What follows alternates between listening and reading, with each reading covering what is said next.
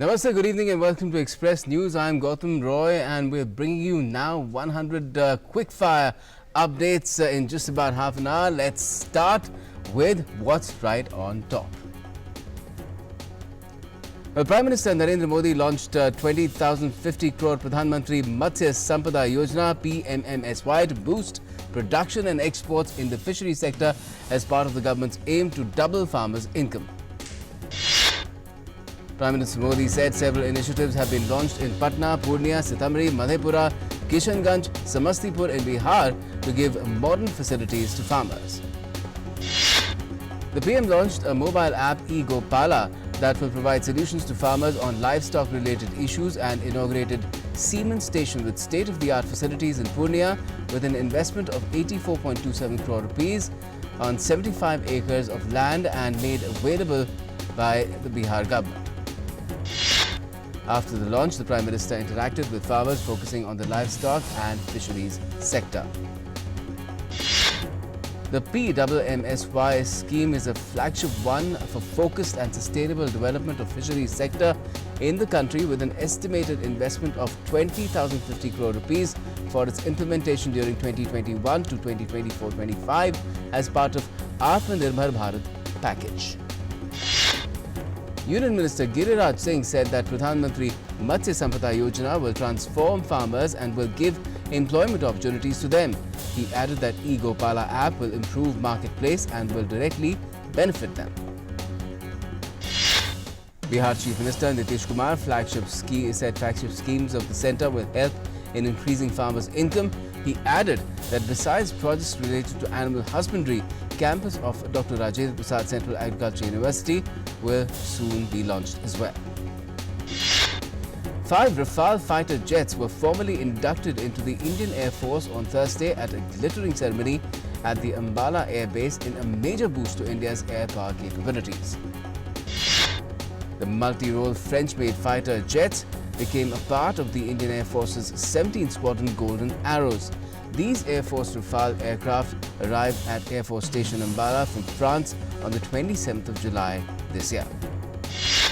Defence Minister Rajnath Singh held a brief conversation with his French counterpart, Florence Parly, on ways to further boost bilateral defence cooperation. Defence Minister Rajnath Singh also said that Rafale induction is a big and stern message for the entire world, especially to those eyeing our sovereignty. The Defence Minister said that India and France have also had common views in the expansion of the UN Security Council and in the fight against terrorism, which reflects the efforts of armed forces against non-state actors. French Defence Minister Florence Parly said that the formal induction of Rafale aircraft is an example of strong ties between India and France.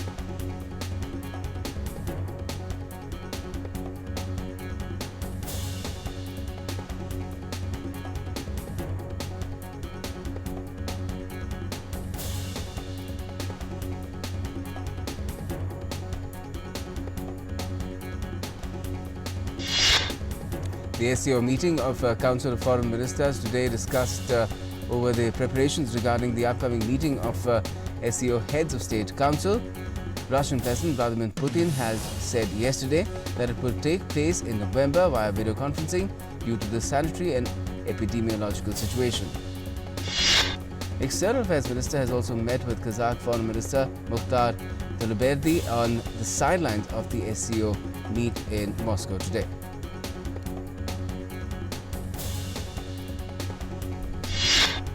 Prime Minister Modi held a telephonic conversation with Prime Minister of Japan. The PM expressed his gratitude to Japanese Prime Minister Shinzo Abe for his personal commitment and leadership in greatly strengthening the relationship between the two countries. India and Japan have signed an agreement between the two countries concerning reciprocal provision of supplies and services between the armed forces of India and the self-defense forces of Japan. The agreement establishes the enabling framework for closer cooperation between the armed forces of India and Japan in reciprocal provision of supplies and services while engaged in bilateral training activities, United Nations peacekeeping operations, humanitarian international relief, and other mutually agreed activities. The Prime Minister shall address the conclave of school education in the 21st century under the National Education Policy 2020 tomorrow through video conferencing. The Ministry of Education is organizing this two-day conclave on the 10th and 11th of September as a part of Shiksha Parv. President of India Ram Nath Kovind accepted letter of credence from Simon Wong Wee Quinn, the High Commissioner of the Republic of Singapore, today in a virtual ceremony. Rashtriya Janata Dal leader Raghuvansh Prasad Singh has resigned from the party. He is currently admitted at the All India Institute of Medical Sciences in Delhi. The Bengaluru police has seized 13 quintals of marijuana from a warehouse. The police raided the warehouse after receiving a tip-off from drug peddlers. Police Commissioner said that it's the biggest seizure of marijuana in Bengaluru. 4 people have been arrested for running this racket. The Home Ministry has granted registration under the Foreign Contribution Regulation Act 2010 to Gurdwara Harminder Sahib in Amritsar, enabling it to receive foreign donations. Amid the opposition's demand for the election of a Deputy Speaker, Lok Sabha Speaker Om Birla said on Thursday the House and the government have to take a call on the matter. 72,939 recoveries have been recorded in the last 24 hours, taking the cumulative total of recovered patients to 34,71,783 in the country. Recovery rate currently has risen to 77.74%. India's three-pronged strategy of test, trace and treat is proving to be quite a success. Fatality rate in India now stands at 1.68%, which is among the lowest in the world. The number of active COVID-19 cases in India stands at 9,19,018, which is 20.58% of the total cases reported so far. Further, through aggressive measures towards early identification, prompt and effective treatment, 5,29,34,433 samples have been tested for COVID so far. Of these, 11,29,756 samples were tested in a single day yesterday. A total of 95,735 new cases have been reported in the last 24 hours in the country.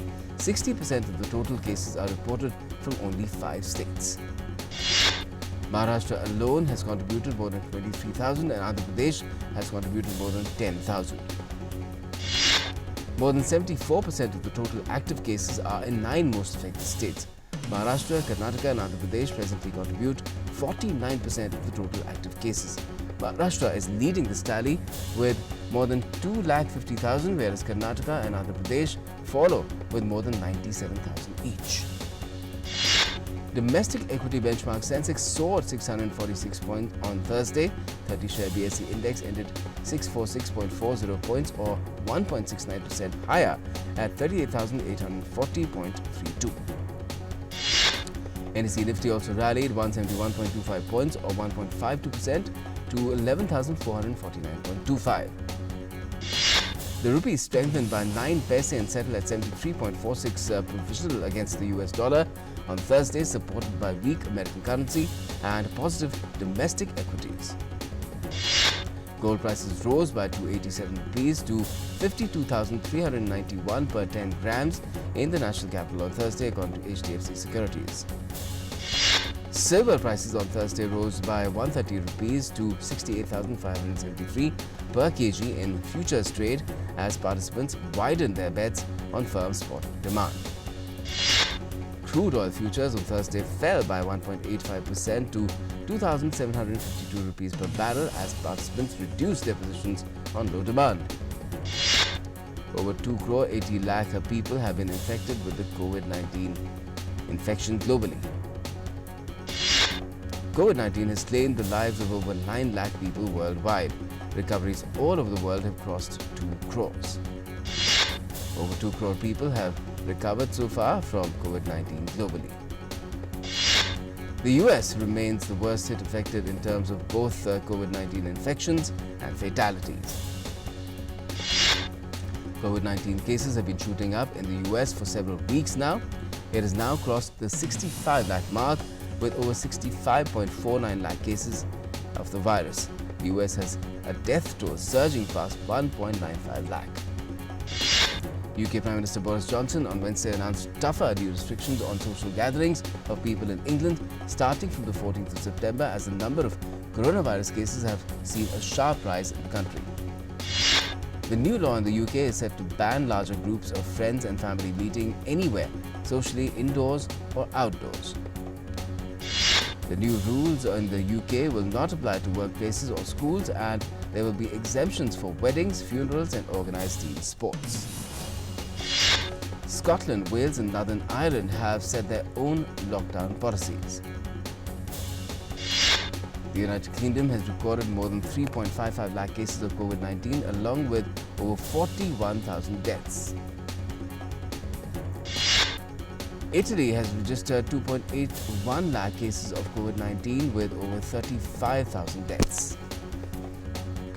On the 14th of September, hundreds of students from the age of 6 to 14 will be returning to classes with a strict coronavirus protocol in place in the UK. All students will sit on single desks with strict social distancing policy in place. Masks will be worn as the children move around the school and regular use of hand sanitizers. That's in Italy. Fire broke out for a second time in a migrant camp on the island of Lesbos in Greece late on Wednesday after an earlier fire wiped out a large part of the camp. Migrants were seen fleeing as huge billows of black smoke and orange flames could be seen rising into the sky from the camp as tents and containers were engulfed in flames. Athens declared a state of emergency on Lesbos and sent police reinforcements to the island to help keep order after thousands of migrants were left homeless. The United States is blocking visas for certain Chinese graduate students and researchers to prevent them from stealing sensitive research, the acting head of the U.S. Department of Homeland Security has said on Wednesday. In a speech in Washington, Chad Wolf repeated U.S. charges of unjust business practices and industrial espionage by China, including, including attempts to steal coronavirus research, and accused it of abusing student visas to exploit American academia.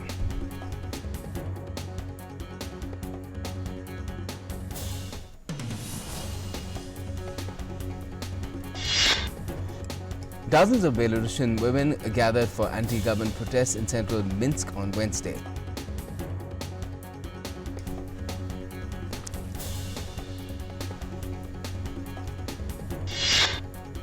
Palestinian leaders won renewed Saudi support for Palestinian statehood on Wednesday but failed to persuade the Arab League to condemn last month's normalization deal between Israel and the UAE.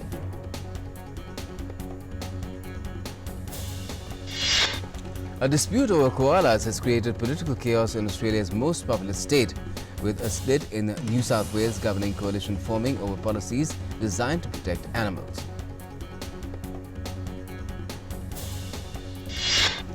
Britain and the European Union will be holding emergency talks over PM Boris Johnson's plan to undercut parts of the Brexit divorce treaty, with Brussels exploring possible legal action against London. Britain signed the treaty and formally left the EU in January, but remains a member in all but name until the end of this year under a status quo agreement.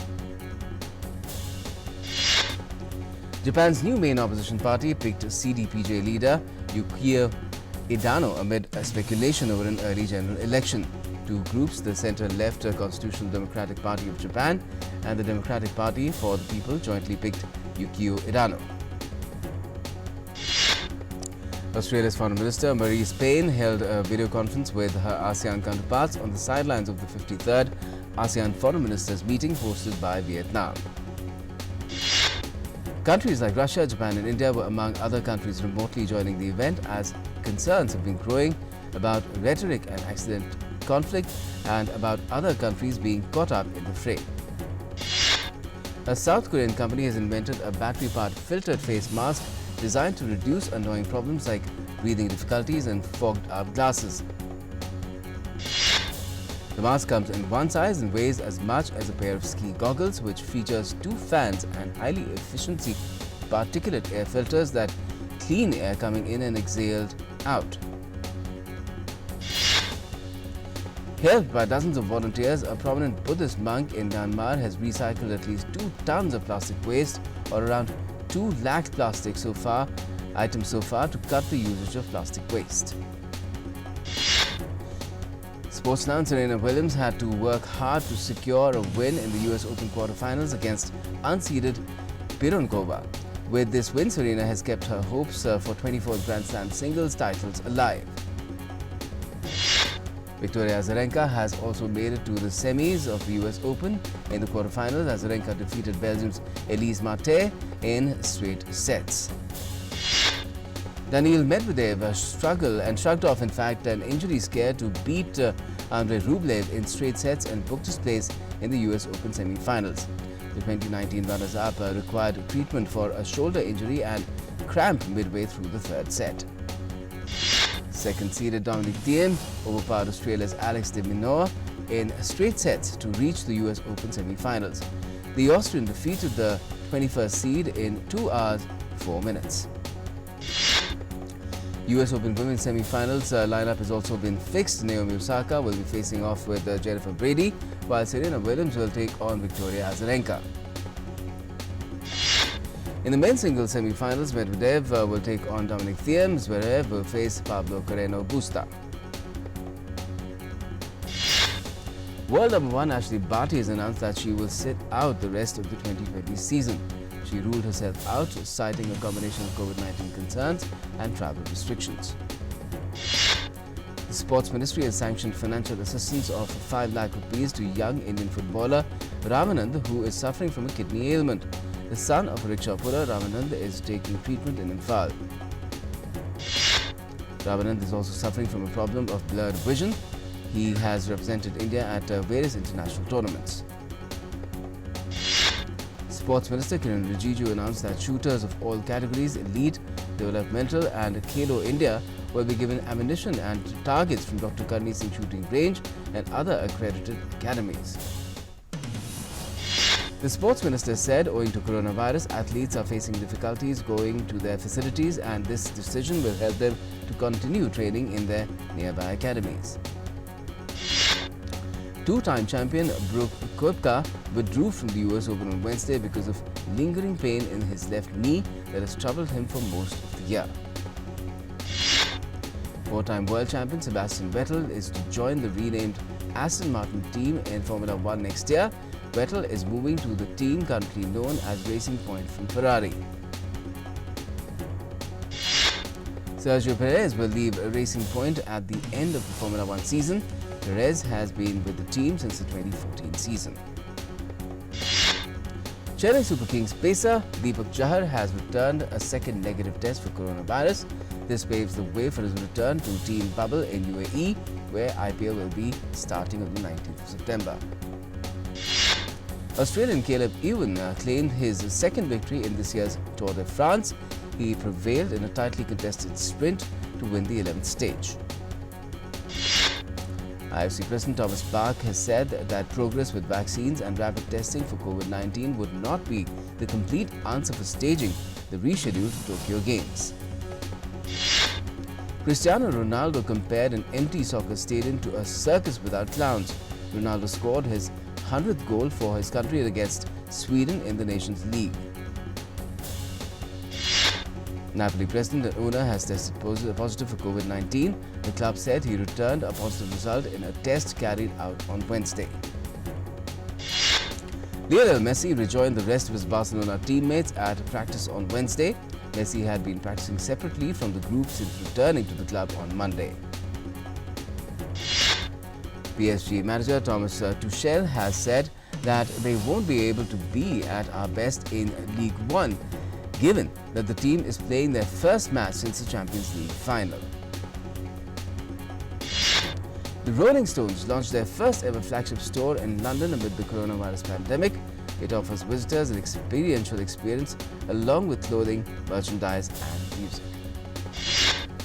After the coronavirus pandemic postponed the annual event of World of Warcraft, the fans of the game ditched their laptops and met at a Czech forest to bring the massively popular online game to life. The 3-day event usually draws up to 200 people dressed as shamans, elves and knights. Baby sea turtles on the island of Cyprus are struggling to crawl to the sea. They now face a threat of climate change as they dig their way out of nests in the sand. The endangered species has faced survival threats including coastal development for tourism and fishermen's nets. A group of Jordanian women are converting leaves and plant bits into unique pieces of paper which are normally burnt by farmers after harvest. The project helps the environment, providing local women and farmers with additional sources for income. American actor Anne Hathaway is in talks to star and filmmaker Doug Liman's upcoming project Lockdown. Stephen Knight has penned the script. The movie will be a heist and romantic comedy taking place during the COVID-19 pandemic. Makers of the much-awaited Hollywood film Dune released the official trailer of the flick, which promises to be an epic sci-fi saga. The movie boasts of an ensemble cast of Timothée Chalamet, Oscar Isaac, among others. Silent Air got mixed with sweet melodies as music echoed through the streets of Beirut. Beirut Chant's choir sang songs to pay tribute to victims of a port explosion that occurred just over a month ago. Singer and social media sensation Shawn Mendes will be performing at the Toronto Film Festival Tribute Awards 2020. He will not only perform but also make charitable contributions at the annual award show. Oscar winner Parasite has been nominated for 10 awards, including Best Picture and Best Director at the 14th edition of the Asian Film Awards 2020, leading the field with 10 nominations, including Best Picture and Best Director. Actor Akshay Kumar reportedly got bruised during the shooting of the Discovery Channel's adventure show Into the Wild, where Bear Grylls was teaching him survival skills. The special show will premiere on the 11th of September.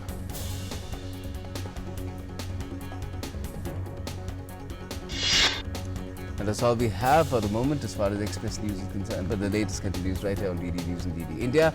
Keep watching.